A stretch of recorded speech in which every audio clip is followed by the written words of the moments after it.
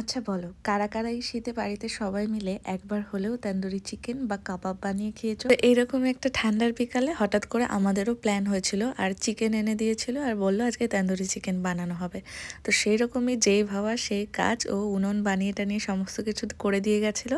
আর আমি আর মামুনি আগে আগে ছাদে চলে গেছিলাম। মামুনি আগুনগুলোকে জ্বালিয়ে রাখছিল যাতে চারকোলগুলো ধরাতে বেশি সময় না লাগে, বাট চারকোল ধরাতে অনেক সময় লেগে গেছিলো। তো কিছু কাবাব বানানো শুরু হয়ে গেছে, কাবাবে বাটারও দেওয়া শুরু হয়ে গেছে। তো এই যে আমাদের ফার্স্ট তন্দুরি চিকেন প্লেটে চলে আসলো, আর তন্দুরিটা খেতে যা সুন্দর হয়েছিল।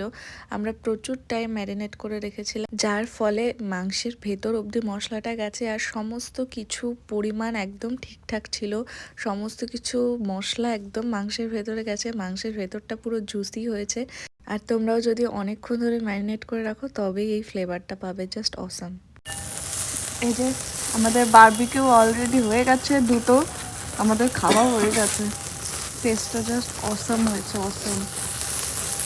আর এখনো এখানে কতগুলো বাকি।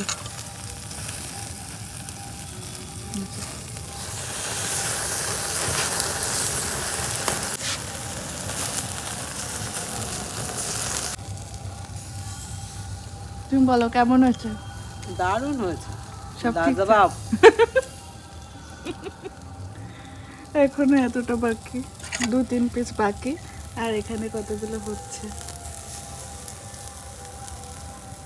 তো চলো, আমরা তন্দুরি বানানোর একদম শেষ পর্যায়ে চলে এসেছি। লাস্ট কটা মাংস বেঁচে আছে, সেগুলোই দেওয়া হয়েছে। তো আজকের ভিডিও এইটুখানি, আশা করছি ভালো লেগেছে তোমাদের। আজকের মতো টাটা।